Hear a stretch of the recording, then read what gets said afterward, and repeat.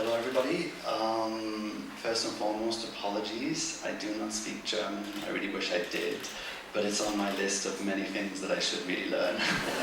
So I'm going to try and slow it down for everybody and speak clearly and articulate as much as possible. But if throughout the presentation, if you feel like I'm going a little bit too fast or speaking not clear enough, just raise your hand and I'll slow it down a little bit. So yeah, I've been working at the Europeana Foundation, which is based in The Hague, out of the National Library of the Netherlands. And I've been there for 2.5 years now, and today I'm going to talk about some of the things we've been doing on Pinterest and also on Facebook with some of our partners. So the aim of this talk is really, I want you guys to see what we've done and what we've been doing with our partners, and hopefully there are some takeaways that you can all take back to your respective institutions and perhaps have some ideas for your own social media strategies. So this presentation has already been uploaded to SlideShare, so if there was Wi-Fi, I guess you could download it, but after this talk you can download it there. If you have any questions tomorrow, this afternoon, in 2 weeks, next year, whatever, you can tweet at nbates86 and I'll be more than happy to answer any questions, and also there's my email address. So I guess most of you here are aware of Europeana, perhaps involved, have content brought into Europeana, perhaps via Apex. But for those of you who are not aware of Europeana, I'm just going to give a very brief introduction to what Europeana is. So essentially Europeana provides access to over 30 million digital objects via the metadata of over 2,000 of Europe's galleries, libraries, archives and museums. All this metadata is interoperable with each other, and now many of them have the correct rights label attached. So essentially we're bringing these objects together so they're discoverable, reusable, from multiple, not just one entry point, but from multiple entry points for users and our partners. So this is Europeana in a nutshell and what it looks like behind the scenes. So we pull in the digitally available material of our cultural heritage institutions and enable it to work together, so that it can be pulled in by communities wanting to view this content, to reuse it and discover this content. So for example, creative industries can reuse it, and it can be discoverable via Wikipedia and also social media, which I'm going to talk a little bit more about in a moment. You've probably seen our biggest representation of this. This is our flagship service, the Europeana portal. This is where you can discover, search, browse these 30 million digital objects. More recently, you might have been aware of our Ugc project, which is Europeana 1914-1918. This is a project where it's a pan-European project where we travel across Europe and collect memorabilia from the Great War. This is to commemorate the centenary, the centenary, which is beginning this year. So we ask people to bring their memorabilia, we digitize it on the spot, and then we make it available via the 1914-1918 service, and also we bring it into Europeana. A similar project, this is a collaboration with History Pin. It's also a Ugc project, but to commemorate the 25th anniversary of the reunification of Europe, so the fall of the Berlin Wall. So we've been traveling throughout Eastern Europe to also collect memorabilia, digitize it on the spot, then make it available, map it out onto History Pin, and then bring it into Europeana. And then there are other initiatives like this one, such as Europeana Fashion. So here we showcase material related to fashion only within a single channel. So this attracts for us a new audience around a particular theme, but it's also very attractive for large fashion houses who want to show off their private collections. So on an organizational level, Europeana looks something like this. Our activities are separated into 4 different tracks. So we have the distribution track, the aggregate track, where we source content and increase its diversity, expand the Europeana network, and improve the data of the quality of the collections that we aggregate. The facilitate track is where we advocate and defend the public domain, share knowledge among heritage professionals, and foster research and development of new services around Europeana.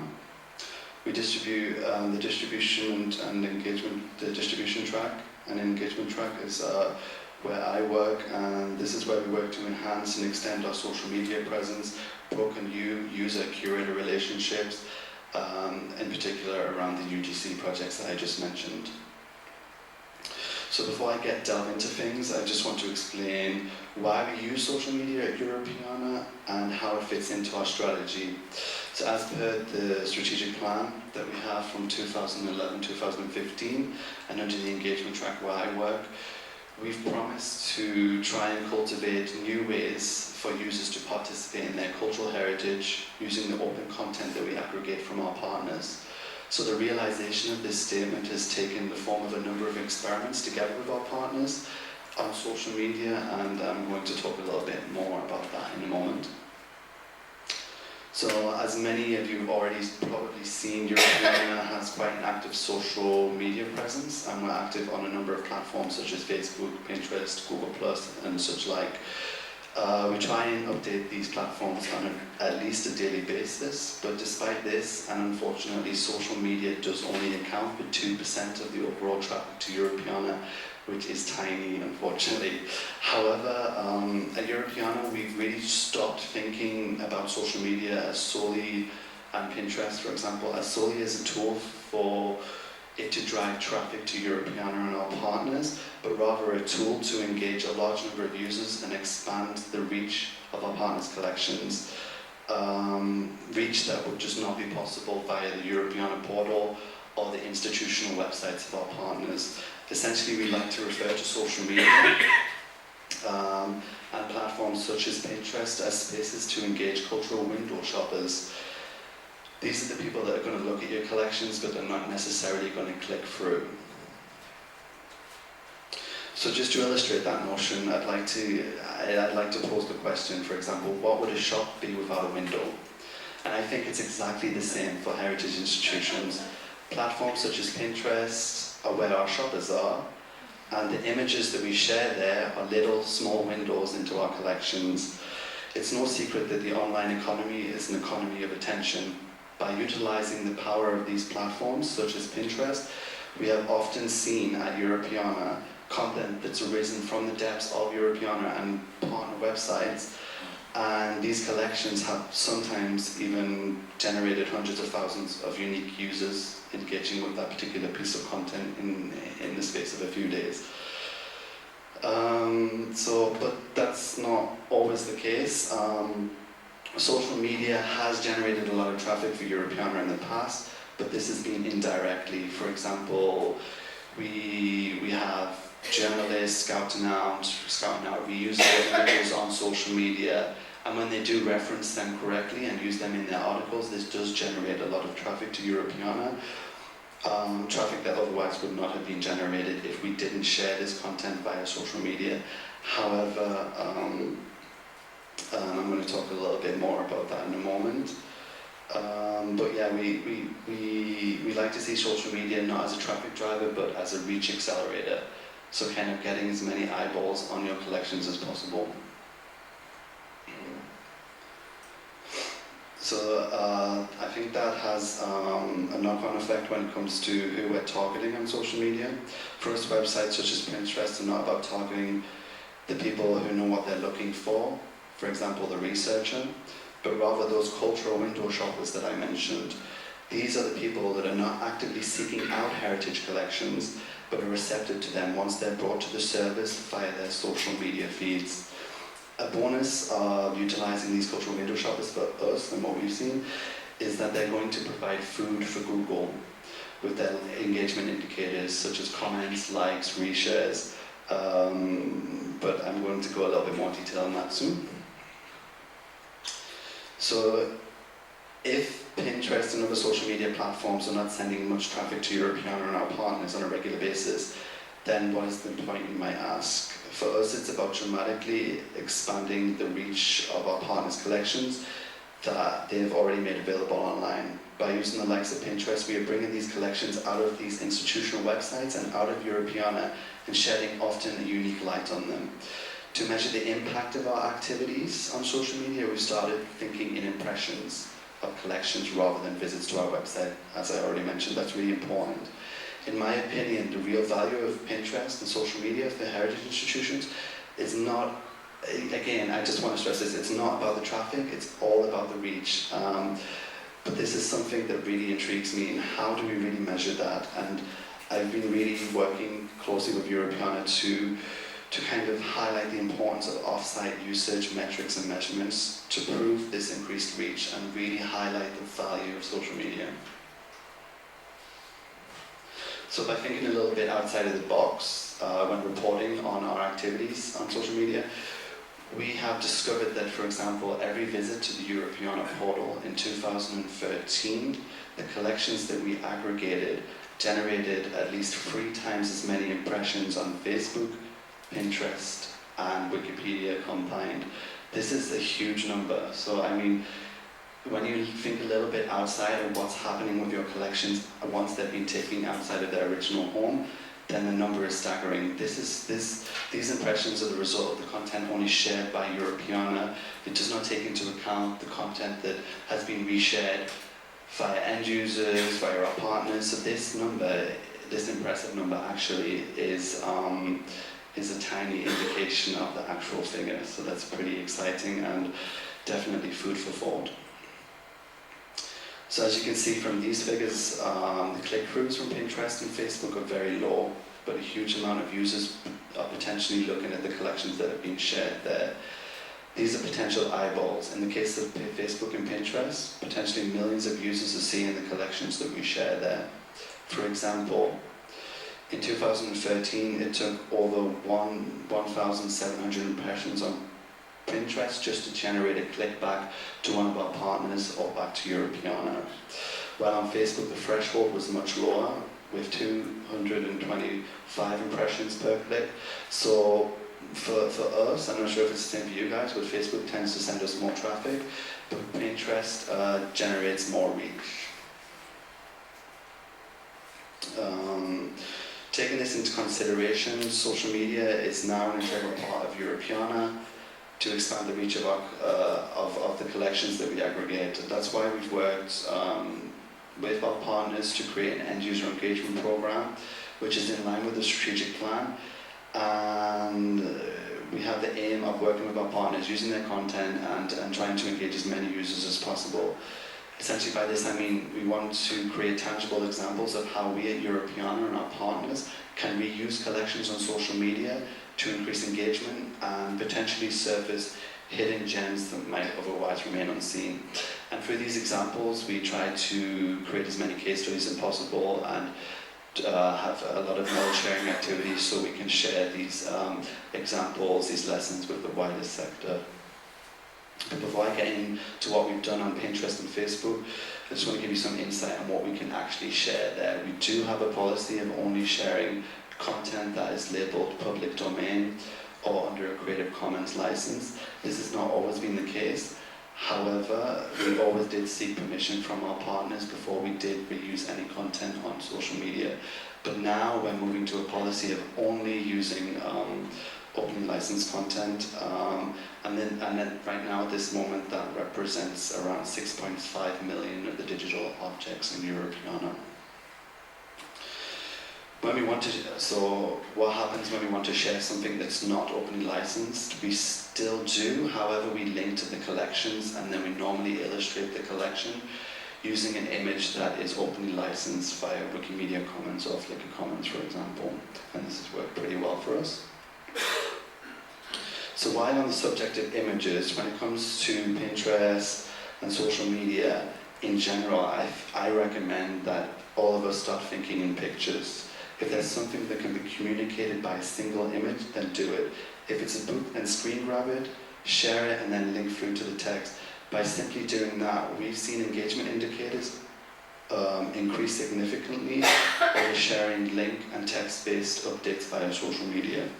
We found that users are more engaged with images, and we like to call images at Europeana, they're the currency of the web. These are the things that people share, people exchange. So we always try to think in images as much as possible. And to highlight this, for example, Social Backers reports that 93% of the most engaging posts on Facebook are photos, only 2% of the most engaging content is generated by links, another 2% by video, and another 3% by status updates. So it's all about images. Think in images. See it like this. So every time you share an update on Pinterest, it's a now or never moment. Make it as disruptive as possible, and the best way to make something disruptive is by using an image. That's the easiest way to cut through the clutter of their social media feeds. So just go a little bit into more detail about what we've done on Pinterest. So my history with Pinterest goes back to 2012 when it was an invite-only platform, and I was really excited about it, and I was really eager to get Europeana on board and our partners.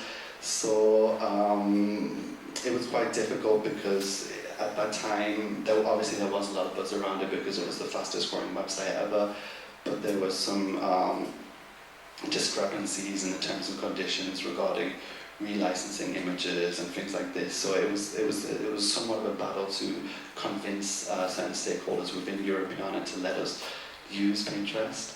But the biggest thing that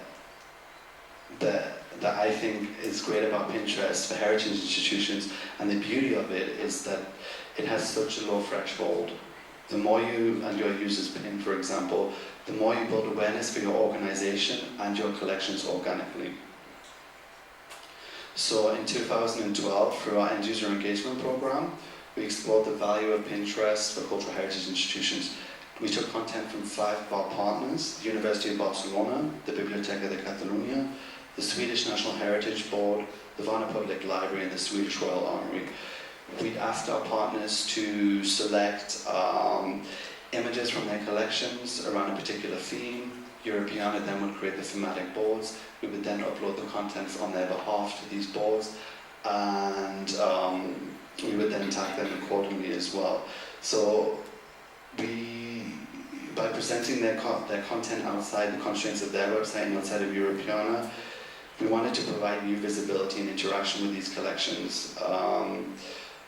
So after working with these partners and publishing over 200 high-res images across these 10 thematic boards, we were somewhat disappointed by the number of visits these collections sent to Europeana and to our partners' websites, because when we went into Pinterest, we were really expecting a lot of referral traffic, and we were really interested to explore the nature of that referral traffic. But unfortunately, it was really disappointing, and it was just not the platform to generate such traffic. So yeah, and again in 2012, we weren't really measuring the reach of our activities via impressions. We were simply looking at the impact of the activity from a single funnel. So we were only looking at visits, and we were using that as an indicator for success, which now is, in my opinion, not the way to look at things. But the biggest takeaway for us and our partners was the Google indexing leverage that Pinterest presented. It quickly became evident to us and our partners that by leveraging these cultural window shoppers on Pinterest, these people that are providing food for Google, we were able to increase the findability of our partners' collections via Google. So here you'll see. So simply by creating a board, this is the board from the University of Barcelona, and they have a really nice collection from Jordi Sabater, who is a Catalan primalologist. So simply by creating a board title with the name of the particular creator, and also in the description, and then the descriptions of the pins, this particular board ranked very highly in Google against top-level keywords. So in this case, Jordi Sabater P. If you type that into Google, it's going to be on the first page. And before that, there was no real connection between this particular creator and the University of Barcelona, who hold a big collection of his works. Again, Carl Kerman collection from the Swedish National Heritage Board. First page in Google image results, and this is an example of how we attribute a pin. So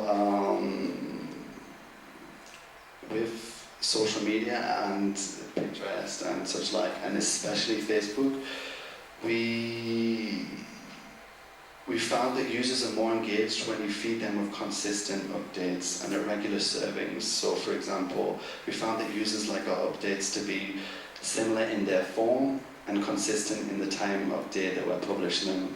So just to illustrate this, Shakespeare for breakfast, for example, it's a Facebook post, Franz Hals for lunch, and Ratcatchers for dinner. So we like to keep it consistent, and our users know what to expect, they know what's coming, and they're waiting for the next update.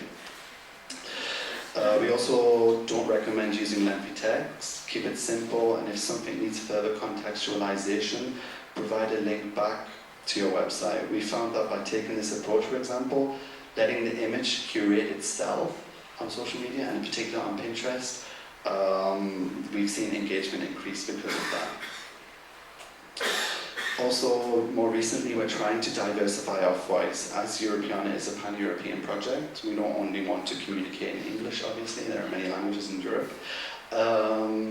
So we've really been trying to engage our partners to get involved with Europeana and our social media activities and have them manage a language. So for example, we've been working with Hispana, who is the national aggregator in Spain, and now they're managing our social media presence in Spain. They're updating our Facebook, they're segmenting, using segmentation tools, and as a result of that, we've seen our followers and engagement in the Spanish market increase massively. So if any of you are a partner of Europeana and interested in having us out with German, come and speak to me today. So the whole idea of our collections, as I mentioned, being viewed more outside of our websites, this got me thinking. So if our users are doing this, then surely we should be picking the best stuff from our collections, the pieces that have the highest chance of being reshared, liked, or so on. But that's not easy. So late on last year, we spent the last half of 2013 working with Chris Wild of Retronaut. He is the founder of this website. It's a website that's already successfully harnessed social media to engage a large amount of audience, a large amount of people. So he has over 200,000 followers on Facebook, over 50,000 on Twitter, and he's really utilizing social media in the way that I think memory institutions should be. He's using our content and he's engaging more people than us, perhaps combined on social media at least. So through this collaboration, I wanted to learn about the key ingredients behind the success of this and which of these methods can be implemented into the social media activities at Europeana and our partners and the wider cultural heritage sector. So together with Chris, we've significantly and successfully increased the reach of our own social media presence at Europeana, and we have developed a speed model, which we call the speed model, that will enable galleries, libraries, archives and museums to do the same. This speed model is a framework that will be published together with Retronaut this month, and we want it to become a tool that will help memory institutions along the way on social media and help them really identify the things that have the things in their collection that have the highest viral potential. So since applying this speed model to our own social media activities, we have seen the number of impressions of our posts double. So in return, also doubling the number of unique users that we've reached on Facebook. This is only on Facebook, obviously, because Facebook offers quite in-depth analytics, and this particular experiment, together with Chris, was predominantly utilizing Facebook, but we do hope to apply it to other social media platforms as well, and probably Pinterest.